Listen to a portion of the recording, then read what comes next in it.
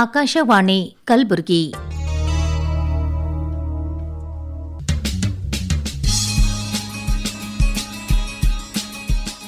ಹೊಸ ಓದು ಪುಸ್ತಕ ಪರಿಚಯದ ಸಾಪ್ತಾಹಿಕ ಕಾರ್ಯಕ್ರಮ. ಈ ಕಾರ್ಯಕ್ರಮದ ಪ್ರಾಯೋಜಕರು ರಾಜ್ಯ ಗ್ರಂಥಾಲಯ ಇಲಾಖೆ, ನಗರ ಕೇಂದ್ರ ಗ್ರಂಥಾಲಯ ಕಲಬುರಗಿ. ಸಾರ್ವಜನಿಕ ಗ್ರಂಥಾಲಯಗಳು ಶ್ರೀಸಾಮಾನ್ಯನ ವಿಶ್ವವಿದ್ಯಾಲಯಗಳು. ಕೈ ಮುಗಿದು ಒಳಗೆ ಬಾ, ಜ್ಞಾನ ದೇಗುಲವಿದು. ಜ್ಞಾನದ ಹಸಿವನ್ನು ನೀಗಿಸುವ ಕಾಮಧೇನುವಿದು. ವಿದ್ಯೆ ಮತ್ತು ಜ್ಞಾನವನ್ನು ಅಭಿವೃದ್ಧಿಪಡಿಸುವಲ್ಲಿ ನಿರತವಾಗಿದೆ ನಗರ ಕೇಂದ್ರ ಗ್ರಂಥಾಲಯ. ವಿದ್ಯಾರ್ಥಿಗಳು, ಮಕ್ಕಳು, ಮಹಿಳೆಯರು, ಸ್ಪರ್ಧಾತ್ಮಕ ಪರೀಕ್ಷೆ ಓದುಗರು, ಎಲ್ಲ ಬಗೆಯ ಓದುಗರಿಗೆ ಇವೆ ಪುಸ್ತಕಗಳು ನಗರ ಕೇಂದ್ರ ಗ್ರಂಥಾಲಯದಲ್ಲಿ. ನಿಯತಕಾಲಿಕೆ ವಿಭಾಗ, ಪುಸ್ತಕ ವಿಭಾಗ, ಸಂದರ್ಭ ಸೇವಾ ವಿಭಾಗ, ಮಕ್ಕಳ ವಿಭಾಗ ಅಲ್ಲದೆ ಡಿಜಿಟಲ್ ಗ್ರಂಥಾಲಯದ ಸೌಲಭ್ಯ. 19 ಶಾಖಾ ಗ್ರಂಥಾಲಯಗಳು ಕಾರ್ಯನಿರ್ವಹಿಸುತ್ತಿವೆ ಕಲಬುರಗಿ ನಗರದಲ್ಲಿ. ಯಾವುದೇ ಶಾಖೆಯಲ್ಲಿ ಸದಸ್ಯತ್ವ ಪಡೆದುಕೊಳ್ಳಿ.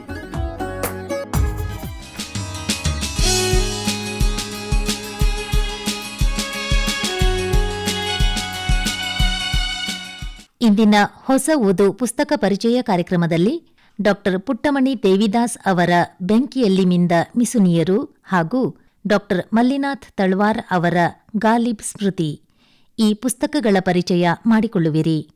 ಪುಸ್ತಕಗಳನ್ನು ಪರಿಚಯಿಸುತ್ತಾರೆ ಶ್ರೀಮತಿ ಭಾಗ್ಯವತಿ ಕೆಂಭಾವಿ. ಬೆಂಕಿಯಲ್ಲಿ ಮಿಂದ ಮಿಸುನಿಯರು ಈ ಕೃತಿಯ ಲೇಖಕರು ಡಾಕ್ಟರ್ ಪುಟ್ಟಮಣಿ ದೇವಿದಾಸ್. ಈ ಕೃತಿಯು 12ನೆಯ ಶತಮಾನದ ಉರಿಲಿಂಗ ಪೆದ್ದಿಗಳ ಪುಣ್ಯಸ್ತ್ರೀ ಕಾಳವೆ, ಅಕ್ಷರದವ್ವ ಸಾವಿತ್ರಿಬಾಯಿ ಪುಲೆ, ಬಾಬಾ ಸಾಹೇಬ್ ಅಂಬೇಡ್ಕರರ ಬೆನ್ನ ಹಿಂದಿನ ಬೆಳಕು ರಮಾಬಾಯಿ ಅಂಬೇಡ್ಕರ್, ಈ ಮೂವರು ಸ್ತ್ರೀ ರತ್ನರ ಯಶೋಗಾಥೆಯಾಗಿದೆ. ಯಾವ ಅನುಕೂಲಗಳು ವ್ಯವಸ್ಥೆಗಳು ಇಲ್ಲದ ಸಂಕಟಮಯ ಬದುಕಿನಲ್ಲಿ ಈ ಮೂವರು ಮಾಡಿದ ಸಾಧನೆ ಅಮೋಘವಾದುದು. ಈ ತ್ರಿರತ್ನಗಳ ಮೇರು ವ್ಯಕ್ತಿತ್ವವನ್ನು ತೌಲನಿಕವಾಗಿ ಅಧ್ಯಯನ ಮಾಡುವ ಮೂಲಕ ಅವರ ಜೀವನ ಸಾಧನೆಯನ್ನು ಈ ಕೃತಿಯಲ್ಲಿ ಕಟ್ಟಿಕೊಡುವ ಘನ ಕಾರ್ಯವನ್ನು ಡಾಕ್ಟರ್ ಪುಟ್ಟಮಣಿಯವರು ಮಾಡಿದ್ದಾರೆ.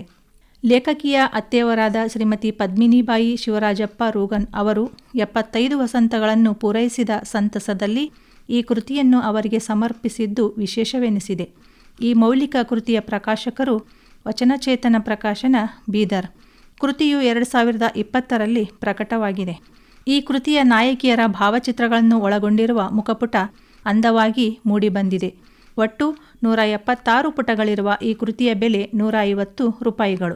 ಕೃತಿಯನ್ನು ಮೆಚ್ಚಿದ ಪೂಜ್ಯ ಶ್ರೀ ಬಸವಲಿಂಗ ಪಟ್ಟದೇವರು, ಹಿರೇಮಠ ಸಂಸ್ಥಾನ ಬೀದರ್, ಪೂಜ್ಯ ಶ್ರೀ ಬೆಲ್ದಾಳ ಶರಣರು, ಧಮ್ಮಭೂಮಿ ಅಣದೂರು ಬೀದರ್ನ ಭಂತೆ ವರಜ್ಯೋತಿಯವರು ಆಶೀರ್ವಚನವನ್ನು ಕೃತಿಯಲ್ಲಿ ನೀಡಿದ್ದಾರೆ. ಈ ಕೃತಿಯು ಪ್ರಮುಖವಾಗಿ 3 ಭಾಗಗಳನ್ನು ಒಳಗೊಂಡಿದೆ. ಮೊದಲನೆಯ ಭಾಗದಲ್ಲಿ ಉರಿಲಿಂಗ ಪೆದ್ದಿಗಳ ಪುಣ್ಯಸ್ತ್ರೀಯಾದ ಕಾಳವೆಯ ಪ್ರಾರಂಭಿಕ ಜೀವನ, ಅವರ ಕೌಟುಂಬಿಕ ಬದುಕು ಮತ್ತು ಕಾಳವೆಯ ವಚನಗಳನ್ನು ಹಿನ್ನೆಲೆಯಾಗಿರಿಸಿ 12ನೆಯ ಶತಮಾನದ ಸಾಮಾಜಿಕ, ಧಾರ್ಮಿಕ ಮತ್ತು ಆರ್ಥಿಕ ಪರಿಸ್ಥಿತಿಗಳನ್ನು ಕಾಳವೆಯು ತೂಗಿ ನೋಡುವ ಕ್ರಮದಲ್ಲಿ ಅವರ ವಚನಗಳನ್ನು ಡಾಕ್ಟರ್ ಪುಟ್ಟಮಣಿಯವರು ವಿಶ್ಲೇಷಣೆ ಮಾಡಿದ್ದಾರೆ. ಎರಡನೆಯ ಭಾಗದಲ್ಲಿ 6 ಉಪಶೀರ್ಷಿಕೆಗಳ ಅಡಿಯಲ್ಲಿ ಸಾವಿತ್ರಿಬಾಯಿ ಪುಲೆಯವರ ಜೀವನ ಮತ್ತು ಸಾಧನೆಗಳನ್ನು ವಿವರಿಸಿದ್ದಾರೆ. ಈ ಕೃತಿಯ 3ನೇ ಭಾಗದಲ್ಲಿ ರಮಾಬಾಯಿ ಅಂಬೇಡ್ಕರ್ ಅವರ ಜೀವನ, ವ್ಯಕ್ತಿತ್ವ, ಅವರ ಸಾಧನೆಯನ್ನು ಡಾಕ್ಟರ್ ಪುಟ್ಟಮಣಿಯವರು ವಿವರಿಸಿದ್ದಾರೆ. ಈ ಕೃತಿಯ ಕಥಾನಾಯಕಿಯರಾದ ಕಾಳವೆ, ಸಾವಿತ್ರಿಬಾಯಿ, ರಮಾಬಾಯಿ ಈ ಮೂವರು ಬೇರೆ ಬೇರೆ ಕಾಲಘಟ್ಟಗಳಲ್ಲಿ ಬಾಳಿ ಬದುಕಿದ್ದಾರೆ. ಆದರೂ ಸಹ ಅವರ ಬದುಕಿನಲ್ಲಿ ಸಾಮ್ಯತೆಗಳಿವೆ. ಈ ಮೂವರು ಮಹಿಳೆಯರು ಸಮಾಜ ನಿರ್ಮಿತ ತಳವರ್ಗಕ್ಕೆ ಸೇರಿದವರಾಗಿದ್ದು, ವಿದ್ಯೆ ಇಲ್ಲದಿದ್ದರೂ ಬುದ್ಧಿವಂತರು, ಪ್ರಜ್ಞಾವಂತರು, ಹೋರಾಟಗಾರರು, ಮಹಾತ್ಯಾಗಿಗಳು ಆಗಿದ್ದರು. ಇವರು ತಮ್ಮ ತಮ್ಮ ಗಂಡಂದಿರ ಮೂಲಕವೇ ತಕ್ಕ ಮಟ್ಟಿಗೆ ಶಿಕ್ಷಣವನ್ನು ಪಡೆದುಕೊಂಡರು. ತಮ್ಮ ಸಂಗಾತಿಗಳ ಪ್ರತಿಯೊಂದು ಕಾರ್ಯಕ್ಷೇತ್ರದಲ್ಲಿ ಜ್ಞಾನವನ್ನು ಪಡೆದು ಅವರಿಗೆ ಸಮಾನವಾಗಿ ಬೆಳೆದು ನಿಂತು ಅವರು ಸಹ ಬೆಳೆಯುವಂತೆ ಮಾಡಿದರು. ವೈಯಕ್ತಿಕವಾಗಿ ಬಲು ಕಷ್ಟದ ಜೀವನವನ್ನು ಬದುಕಿದವರು ಇವರು. ಅನೇಕ ಕೊರತೆಗಳ ನಡುವೆ ಜೀವನ ನಡೆಸಿದ ಈ ಮಹಿಳೆಯರ ದಿಟ್ಟ ಹೆಜ್ಜೆ, ಧೀರೋದಾತ್ತ ಧೋರಣೆಯಿಂದ ಎಂದಿಗೂ ಕೂಡ ಕೊರತೆಗಳನ್ನು ದೌರ್ಬಲ್ಯಗಳಾಗಲು ಬಿಡದೆ ಅವುಗಳನ್ನೇ ತಮ್ಮ ಶಕ್ತಿಗಳನ್ನಾಗಿ ಬಳಸಿಕೊಂಡರು. ಇಂತಹ ಆದರ್ಶ ನಾರಿಯರ ಬದುಕು ಇಂದಿನ ಯುವತಿಯರಿಗೆ ಮಾದರಿ. ಆದ್ದರಿಂದ ಯುವ ಪೀಳಿಗೆಯಲ್ಲಿ ಇಂತಹ ವ್ಯಕ್ತಿಗಳ ಆದರ್ಶವನ್ನು ಬಿತ್ತಿ ಬೆಳೆಯಬೇಕಾಗಿದೆ. ಈ ನಿಟ್ಟಿನಲ್ಲಿ ಡಾಕ್ಟರ್ ಪುಟ್ಟಮಣಿ ದೇವಿದಾಸ್ ಅವರು ಹೊಸ ಹೆಜ್ಜೆಯನ್ನಿಟ್ಟು ಈ ಕೃತಿಯ ಮೂಲಕ ಆದರ್ಶ ಸ್ತ್ರೀ ಶಕ್ತಿಗಳ ಚರಿತ್ರೆಯನ್ನು ಸಹೃದಯರ ಮನಮುಟ್ಟುವಂತೆ ಚಿತ್ರಿಸಿದ್ದಾರೆ. ಕೃತಿಯ ಮೊದಲನೇ ಭಾಗದಲ್ಲಿ ಕಾಳವೆಯ ಜೀವನದ ಬಗ್ಗೆ ಮತ್ತು ಆಕೆಯ ವಚನಗಳನ್ನು ವಿಶ್ಲೇಷಿಸಿದ್ದಾರೆ. ಉರಿಲಿಂಗ ಪೆದ್ದಿಗಳು ಅಸ್ಪೃಶ್ಯ ಜಾತಿಗೆ ಸೇರಿದವರಾಗಿದ್ದು, ಮುಂದೆ ಅವರು ಉರಿಲಿಂಗ ದೇವ ಗುರುವಿನ ಮೂಲಕ ಒಂದು ಪೀಠ ಪರಂಪರೆಗೆ ಗುರು ಆಗುವಷ್ಟರ ಮಟ್ಟಿಗೆ ದೊಡ್ಡ ಸಾಧನೆ ಮಾಡಿದರು. ಅವರೊಂದಿಗೆ ಸರಿಸಮನಾಗಿ ಅವರ ಪತ್ನಿ ಕಾಳವೆ ನಿಂತಿದ್ದಳು. ಉರಿಲಿಂಗ ಪೆದ್ದಿಗಳು ತಾವು ಬದುಕಿ ಬಾಳುತ್ತಿದ್ದ ಸಮಾಜದ ಆಚಾರ ವಿಚಾರಗಳ ಅರಿವು ಅವರಿಗಿತ್ತು. ಅವರು ಮಠಾಧಿಪತಿಯಾಗಿ ಕೇವಲ ಬೋಧನೆ ಮಾಡುತ್ತಾ ಮಠದಲ್ಲಿ ಕುಳಿತುಕೊಳ್ಳಲಿಲ್ಲ, ಜೊತೆಗೆ ಸಾಮಾಜಿಕ ಅರಿವನ್ನು ಕೂಡ ಜನತೆಯಲ್ಲಿ ಮೂಡಿಸುವ ಪ್ರಯತ್ನ ಮಾಡಿದರು. ಈ ದಿಟ್ಟತನ, ಹೋರಾಟದ ಮನೋಭಾವ ಅವರ ಪತ್ನಿಯಲ್ಲಿ ಕಾಣುವುದು ಸಹಜವಾದುದೇ ಆಗಿದೆ ಎಂದು ಡಾಕ್ಟರ್ ಪುಟ್ಟಮಣಿ ದೇವಿದಾಸ್ ಅವರು ವಿವರಿಸುತ್ತಾರೆ. ಉರಿಲಿಂಗ ಪೆದ್ದಿಗಳು ತಮ್ಮ ಹೆಂಡತಿಗೆ ಶಿಕ್ಷಣವನ್ನು ನೀಡಿದ ಸಾಧ್ಯತೆಗಳಿವೆ. ಶಿಕ್ಷಣ ಪಡೆದ ಕಾಳವೆ ಪತಿಯ ಪ್ರಭಾವದಿಂದ ಆಕೆಯೂ ವಚನಗಳನ್ನು ರಚಿಸಿದ್ದಾಳೆ. ಹಾಗಾಗಿ ಕಾಳವೆ ಸಾಮಾಜಿಕ ತಳಶ್ರೇಣಿಯ ದಲಿತ ವಚನಕಾರ್ತಿಯಾಗಿದ್ದಾಳೆ. ಇದುವರೆಗೂ ಕಾಳವೆ ರಚಿಸಿರುವ 12 ವಚನಗಳು ಲಭ್ಯವಾಗಿವೆ. ಆಕೆಯ ವಚನಗಳು ಆಕೆಯ ವ್ಯಕ್ತಿತ್ವ ಮತ್ತು ಅಂದಿನ ಸಾಮಾಜಿಕ ವ್ಯವಸ್ಥೆಗೆ ಹಿಡಿದ ಕೈಗನ್ನಡಿಯಾಗಿವೆ. ಡಾಕ್ಟರ್ ಪುಟ್ಟಮಣಿ ಅವರು ಕಾಳವೆಯ ವಚನಗಳನ್ನು ವಿಶ್ಲೇಷಿಸುವ ಮೂಲಕ ಆಕೆಯ ವ್ಯಕ್ತಿತ್ವವನ್ನು ಈ ಕೃತಿಯಲ್ಲಿ ಕಟ್ಟಿಕೊಟ್ಟಿದ್ದಾರೆ. ಈ ಕೃತಿಯ 2ನೆಯ ಭಾಗ ಸಾವಿತ್ರಿಬಾಯಿ ಪುಲೆ.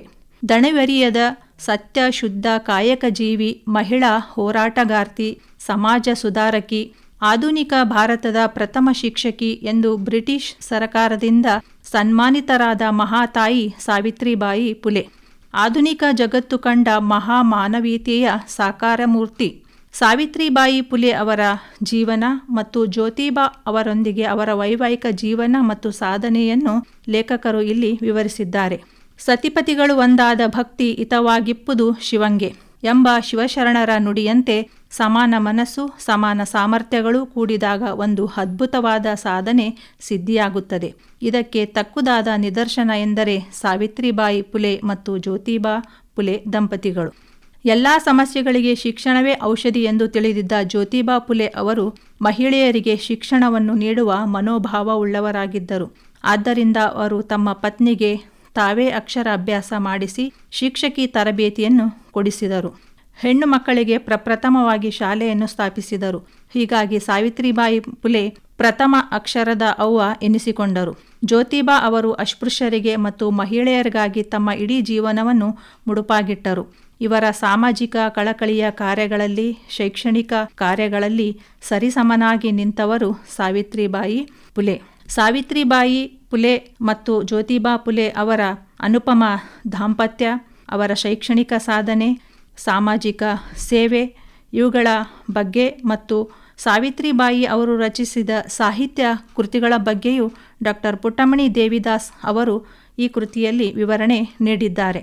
ಈ ಕೃತಿಯ 3ನೆಯ ಭಾಗ ರಮಾಬಾಯಿ ಅಂಬೇಡ್ಕರ್. ನಮ್ಮ ಸಮಾಜದಲ್ಲಿ ಪತಿ ಸಮೃದ್ಧವಾಗಿ ಬೆಳೆದಂತೆಲ್ಲ ಆತನ ಪತ್ನಿ ಮಹಾರಾಣಿಯಾಗುತ್ತಾಳೆ. ಆತನ ಮಕ್ಕಳು ರಾಜಕುಮಾರರಂತೆ ಬೆಳೆಯುತ್ತಾರೆ. ಆದರೆ ಇದಕ್ಕೆ ತದ್ವಿರುದ್ಧವಾದ ನಿದರ್ಶನ ಎಂದರೆ ಬಾಬಾ ಸಾಹೇಬ್ ಅಂಬೇಡ್ಕರ್ ಮತ್ತು ಅವರ ಪತ್ನಿ ರಮಾಬಾಯಿ ಅಂಬೇಡ್ಕರ್. ಬಾಬಾ ಸಾಹೇಬರು ಸಾಮಾಜಿಕವಾಗಿ ಬೆಳೆದಂತೆಲ್ಲ ಅವರ ವೈಯಕ್ತಿಕ ಜೀವನದ ಬಡತನ ಹೆಚ್ಚಾಗುತ್ತಾ ಹೋಯಿತು. ಅವರ ಮನೆಯ ಆರ್ಥಿಕ ದುಸ್ಥಿತಿ ಹೇಗಿತ್ತೆಂದರೆ ಆಹಾರ ಔಷಧಿಗಳಿಲ್ಲದೆ ಒಂದಲ್ಲ ಎರಡಲ್ಲ ಸಾಲು ಸಾಲಾಗಿ ಅವರು ತಮ್ಮ 4 ಮಕ್ಕಳನ್ನು ಕಳೆದುಕೊಳ್ಳಬೇಕಾದ ಪರಿಸ್ಥಿತಿ ಬಂದಿತು. ತನ್ನೆಲ್ಲ ಯಾತನೆಗಳನ್ನು ಮೌನವಾಗಿಯೇ ಅನುಭವಿಸಿದ ಮಹಾತಾಯಿ ರಮಾಬಾಯಿ. ಬಡ ಕುಟುಂಬದಲ್ಲಿ ಜನಿಸಿದ ರಮಾಬಾಯಿಯು ಸಹನೆಯ ಸಾಕಾರಮೂರ್ತಿ. ಬಾಲ್ಯದಲ್ಲೇ ತಂದೆ ತಾಯಿಯನ್ನು ಕಳೆದುಕೊಂಡು ಭೀಮರಾವ್ ಅಂಬೇಡ್ಕರ್ ಅವರೊಂದಿಗೆ ವಿವಾಹವಾಗಿ ದೊಡ್ಡ ಕುಟುಂಬವನ್ನು ಸೇರಿದರು. 10 ಜನರಿರುವ ಆ ಕುಟುಂಬದಲ್ಲಿ ರಮಾಬಾಯಿಯ ಜವಾಬ್ದಾರಿ ಬಹಳ ಇತ್ತು. ರಮಾಬಾಯಿಯನ್ನು ಹೆಂಡತಿಯಾಗಿ ಪಡೆದ ಬಾಬಾ ಸಾಹೇಬರು ಧನ್ಯರು. ಅವರ ಆಸೆ, ಆಕಾಂಕ್ಷೆ, ಗೊತ್ತು ಗುರಿಗಳನ್ನು ಅರ್ಥ ಮಾಡಿಕೊಂಡು ಬದುಕಿದ ಮಹಾಸಾಧ್ವಿ. ಬಾಬಾ ಸಾಹೇಬರ ಓದು, ವಿದೇಶಿ ವ್ಯಾಸಂಗ, ದೀನದಲಿತರ ಉದ್ಧಾರದ ಕಾರ್ಯಗಳಿಗೆ ಸಹಕಾರ ನೀಡಿದ ಈ ತಾಯಿಯೇ ಸಂಸಾರದ ಜವಾಬ್ದಾರಿಯನ್ನು ತಾನೇ ಹೊತ್ತು ಬಾಬಾ ಸಾಹೇಬರ ಸಾಧನೆಗೆ ಮೆಟ್ಟಿಲಾದಳು. ಸಂಸಾರ ಕ್ಷೇತ್ರ ತನ್ನದು, ಅಧ್ಯಯನ ಕ್ಷೇತ್ರ ಬಾಬಾ ಸಾಹೇಬರದ್ದು ಎಂದು ಆ ಮಹಾತಾಯಿ ನಿರ್ಧರಿಸಿದ್ದಳು. 1905ರಲ್ಲಿ ಬಾಬಾ ಸಾಹೇಬರ ಕೈ ಹಿಡಿದು ಬದುಕನ್ನು ಪ್ರಾರಂಭಿಸಿದ ರಮಾಬಾಯಿಯವರು 1935 ಮೇ 27ರಂದು ಬರಲಿ ಎಂಬ ಸ್ಥಳದಲ್ಲಿ ಮಣ್ಣಲ್ಲಿ ಮಣ್ಣಾಗುವವರೆಗೂ ಬಾಬಾ ಸಾಹೇಬರು ಎಂಬ ಮಹಾಶಕ್ತಿಯನ್ನು ರೂಪಿಸುವಲ್ಲಿ ತಾನೇ ಮೇಣದ ಬತ್ತಿಯಂತೆ ಹುರಿದು ಹೋದರು. ಹೀಗೆ ರಮಾಬಾಯಿ ಅಂಬೇಡ್ಕರ್ ಗಂಡನ ಸಾಧನೆಗಾಗಿ ತನ್ನ ವೈಯಕ್ತಿಕ ಆಸೆಗಳನ್ನು ಬದಿಗೊತ್ತಿ ಅಂಬೇಡ್ಕರರನ್ನು ದಲಿತರ ಬಾಳಿನ ಸೂರ್ಯನನ್ನಾಗಿ ಮಾಡಿದಳು. ಇಂತಹ ರಮಾಬಾಯಿಯ ಜೀವನ ವಿವರ ಓದುತ್ತಲೇ ಓದುಗರ ಮನ ಕಣ್ಣೀರ ಕಡಲಾಗುತ್ತದೆ. ಆ ಪರಿಯಲ್ಲಿ ಮನ ತಟ್ಟುವಂತೆ ಡಾಕ್ಟರ್ ಪುಟ್ಟಮಣಿಯವರು ರಮಾಬಾಯಿಯವರ ಜೀವನ ಸಾಧನೆಯನ್ನು ಈ ಕೃತಿಯಲ್ಲಿ ಚಿತ್ರಿಸಿದ್ದಾರೆ. ಇಡೀ ಕೃತಿಯನ್ನು ಗಮನಿಸಿದರೆ ಆದರ್ಶ ದಾಂಪತ್ಯಕ್ಕೆ ಕೃತಿಯ ತ್ರಿವಳಿ ನಾಯಕಿಯರು ನಿದರ್ಶನವಾಗಿದ್ದಾರೆ. 3 ಜನ ಮಹಿಳೆಯರು ಮಾಡಿದ ಸಮಾಜ ಸೇವೆಯನ್ನು ವೈಚಾರಿಕ ಮತ್ತು ಪ್ರಜಾಸತ್ತಾತ್ಮಕ ನೆಲೆಯಲ್ಲಿ ಚರ್ಚೆಗೆ ಒಳಪಡಿಸಲಾಗಿದೆ. ಒಂದೊಂದು ಸಲ ಲೇಖಕರು ತಾವೇ ಪಾತ್ರದೊಳಗೆ ಪರಕಾಯ ಪ್ರವೇಶ ಹೊಂದಿ ಭಾವಕ್ಕೆ ಒಳಗಾದಂತೆ ಅನಿಸುತ್ತದೆ ಎಂದು ಮುನ್ನುಡಿಯಲ್ಲಿ ಪ್ರೊಫೆಸರ್ ಲಿಂಗಪ್ಪ ಗೋನಾಳರು ಹೇಳಿದ ಮಾತು ನಿಜವಾಗಿಯೂ ಕೃತಿಗೆ ಮತ್ತು ಲೇಖಕರಿಗೆ ಅಕ್ಷರಶಃ ಒಪ್ಪುತ್ತದೆ. ಗಾಲಿಬ್ ಸ್ಮೃತಿ ಗಜಲ್ ಗುಲ್ದಸ್ತಾ ಇದು ಡಾಕ್ಟರ್ ಮಲ್ಲಿನಾಥ್ ತಳವಾರರ ಪ್ರಥಮ ಗಜಲ್ ಸಂಕಲನ. ಕಲಬುರಗಿಯ ನೂತನ ಪದವಿ ಕಾಲೇಜಿನಲ್ಲಿ ಸಹಾಯಕ ಪ್ರಾಧ್ಯಾಪಕರಾಗಿರುವ ಇವರು ಈಗಾಗಲೇ 12 ಕೃತಿಗಳನ್ನು ಸಾಹಿತ್ಯ ಸರಸ್ವತಿಗೆ ಅರ್ಪಿಸುವ ಮೂಲಕ ಪರಿಚಿತರಾದವರು. ಆದರೆ ಅದಕ್ಕೂ ಹೆಚ್ಚಾಗಿ ಅವರು ಸಹೃದಯರನ್ನು ತಲುಪಿದ್ದು ಮತ್ತು ಸಾಹಿತ್ಯ ಕ್ಷೇತ್ರದಲ್ಲಿ ಚಿರಪರಿಚಿತರಾಗಿದ್ದು ಗಜಲ್ಕಾರರಾಗಿ. ಅಧ್ಯಯನಪೂರ್ಣ ಬರವಣಿಗೆಯಲ್ಲಿ ತೊಡಗಿದ ಡಾಕ್ಟರ್ ತಳವಾರರು ಸಾಕಷ್ಟು ಗಜಲ್ಗಳನ್ನು ರಚಿಸಿದ್ದರೂ ಗಜಲ್ ಸಂಕಲನ ಪ್ರಕಟಿಸಿದ್ದು 2020ರಲ್ಲಿ ಪ್ರಕಟವಾದ ಗಾಲಿಬ್ ಸ್ಮೃತಿ. ಈ ಕೃತಿಯ ಪ್ರಕಾಶಕರು ಚಿರುಶ್ರೀ ಪ್ರಕಾಶನ ಗದಗ್. ಒಟ್ಟು 151 ಪುಟಗಳಿರುವ ಈ ಕೃತಿಯ ಬೆಲೆ ₹90.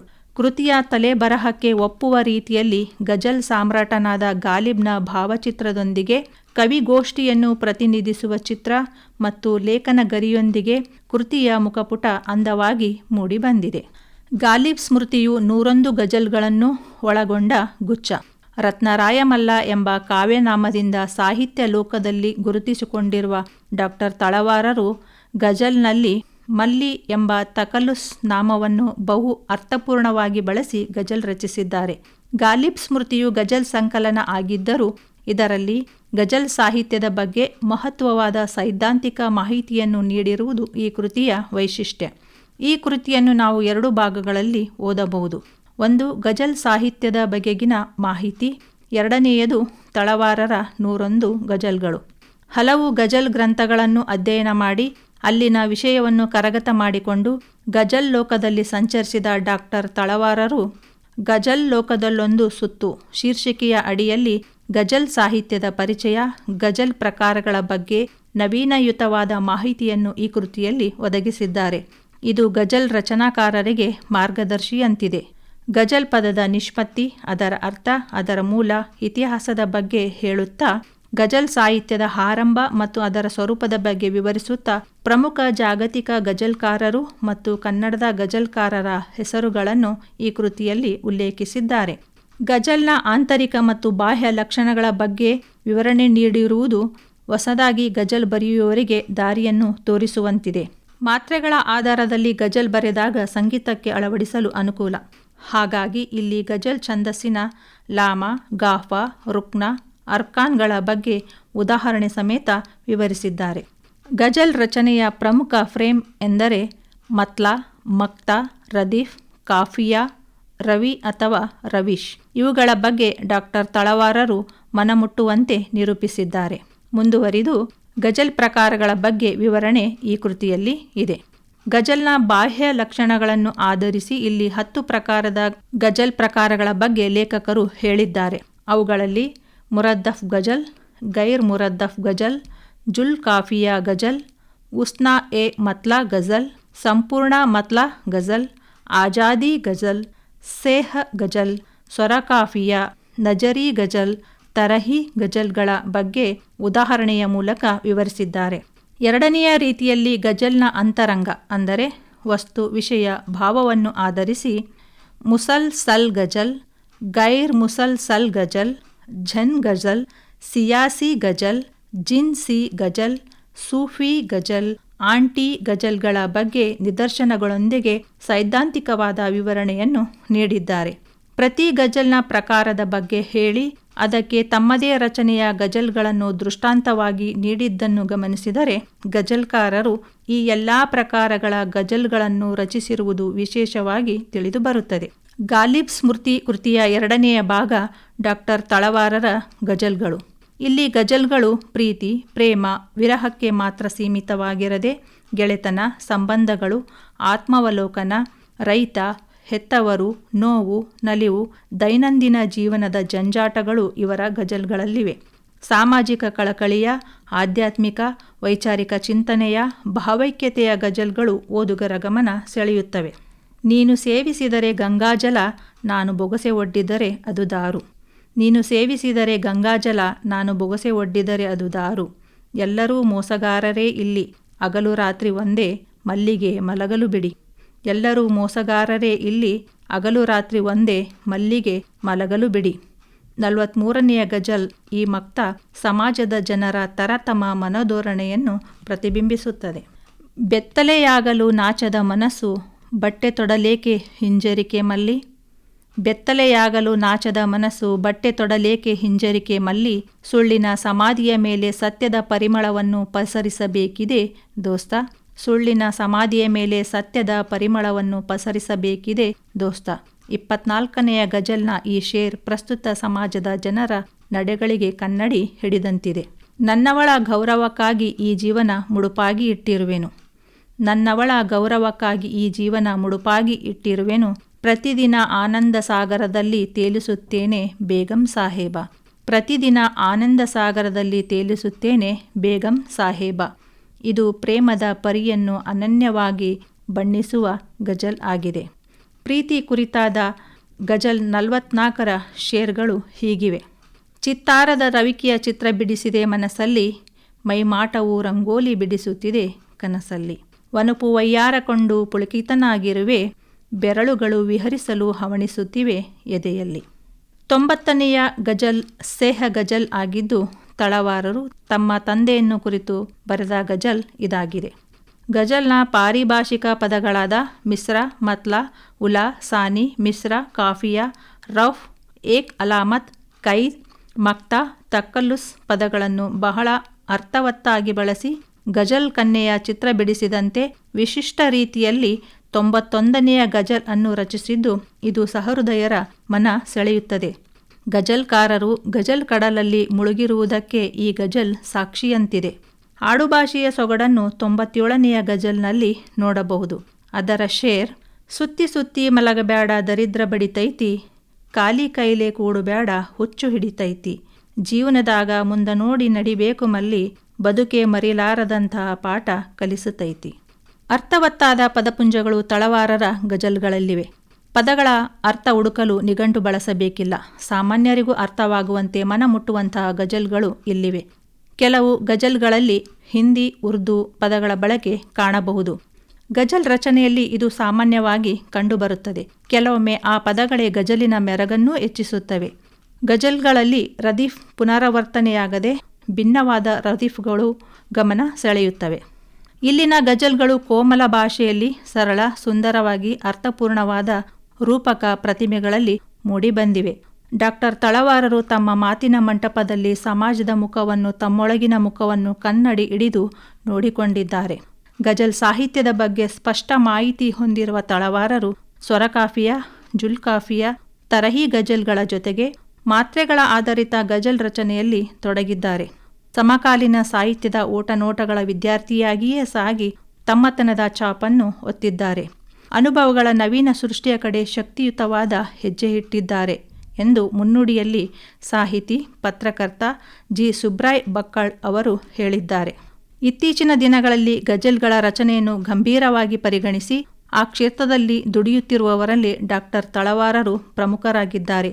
ದಿನನಿತ್ಯ ಕಾಣುವ ಸುತ್ತಮುತ್ತಲ ಘಟನೆಗಳನ್ನು ಸೂಕ್ಷ್ಮ ಕಣ್ಣಿನಿಂದ ಕಂಡು ಅದನ್ನು ಗಜಲ್ ರೂಪದಲ್ಲಿ ನೀಡುವ ಕಲೆಯಲ್ಲಿ ಅವರು ಪಳಗಿದವರು ಎಂದು ತುಮಕೂರು ವಿಶ್ವವಿದ್ಯಾಲಯದ ಪ್ರಾಧ್ಯಾಪಕರಾದ ಪ್ರೊಫೆಸರ್ ಡಿ.ವಿ. ಪರಶಿವಮೂರ್ತಿಯವರು ಬೆನ್ನುಡಿಯಲ್ಲಿ ಹೇಳಿದ್ದಾರೆ.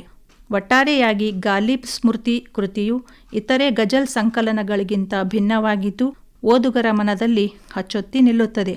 ಇಂತಹ ಮತ್ತಷ್ಟು ಮೌಲ್ವಿಕ ಕೃತಿಗಳು ಡಾಕ್ಟರ್ ಮಲ್ಲಿನಾಥರಿಂದ ಸಾಹಿತ್ಯ ಲೋಕಕ್ಕೆ ಸೇರ್ಪಡೆಯಾಗಲಿ. ಇದುವರೆಗೆ ಹೊಸ ಓದು ಪುಸ್ತಕ ಪರಿಚಯ ಕಾರ್ಯಕ್ರಮದಲ್ಲಿ ಡಾಕ್ಟರ್ ಪುಟ್ಟಮಣಿ ದೇವಿದಾಸ್ ಅವರ ಬೆಂಕಿಯಲ್ಲಿ ಮಿಂದ ಮಿಸುನಿಯರು ಹಾಗೂ ಡಾಕ್ಟರ್ ಮಲ್ಲಿನಾಥ್ ತಳ್ವಾರ್ ಅವರ ಗಾಲಿಬ್ ಸ್ಮೃತಿ ಈ ಪುಸ್ತಕಗಳ ಪರಿಚಯ ಮಾಡಿಕೊಂಡಿರಿ. ಪುಸ್ತಕಗಳನ್ನು ಪರಿಚಯಿಸಿದವರು ಶ್ರೀಮತಿ ಭಾಗ್ಯವತಿ ಕೆಂಭಾವಿ. ಈ ಕಾರ್ಯಕ್ರಮದ ಪ್ರಾಯೋಜಕರು ರಾಜ್ಯ ಗ್ರಂಥಾಲಯ ಇಲಾಖೆ, ನಗರ ಕೇಂದ್ರ ಗ್ರಂಥಾಲಯ ಕಲಬುರಗಿ. ಸಾರ್ವಜನಿಕ ಗ್ರಂಥಾಲಯಗಳು ಶ್ರೀಸಾಮಾನ್ಯನ ವಿಶ್ವವಿದ್ಯಾಲಯಗಳು. ಕೈ ಮುಗಿದು ಒಳಗೆ ಬಾ, ಜ್ಞಾನ ದೇಗುಲವಿದು. ಜ್ಞಾನದ ಹಸಿವನ್ನು ನೀಗಿಸುವ ಕಾಮಧೇನುವಿದು. ವಿದ್ಯೆ ಮತ್ತು ಜ್ಞಾನವನ್ನು ಅಭಿವೃದ್ಧಿಪಡಿಸುವಲ್ಲಿ ನಿರತವಾಗಿದೆ ನಗರ ಕೇಂದ್ರ ಗ್ರಂಥಾಲಯ. ವಿದ್ಯಾರ್ಥಿಗಳು, ಮಕ್ಕಳು, ಮಹಿಳೆಯರು, ಸ್ಪರ್ಧಾತ್ಮಕ ಪರೀಕ್ಷೆ ಓದುಗರು, ಎಲ್ಲ ಬಗೆಯ ಓದುಗರಿಗೆ ಇವೆ ಪುಸ್ತಕಗಳು ನಗರ ಕೇಂದ್ರ ಗ್ರಂಥಾಲಯದಲ್ಲಿ. ನಿಯತಕಾಲಿಕೆ ವಿಭಾಗ, ಪುಸ್ತಕ ವಿಭಾಗ, ಸಂದರ್ಭ ಸೇವಾ ವಿಭಾಗ, ಮಕ್ಕಳ ವಿಭಾಗ ಅಲ್ಲದೆ ಡಿಜಿಟಲ್ ಗ್ರಂಥಾಲಯದ ಸೌಲಭ್ಯ. 19 ಶಾಖಾ ಗ್ರಂಥಾಲಯಗಳು ಕಾರ್ಯನಿರ್ವಹಿಸುತ್ತಿವೆ ಕಲಬುರಗಿ ನಗರದಲ್ಲಿ. ಯಾವುದೇ ಶಾಖೆಯಲ್ಲಿ ಸದಸ್ಯತ್ವ ಪಡೆದುಕೊಳ್ಳಿ.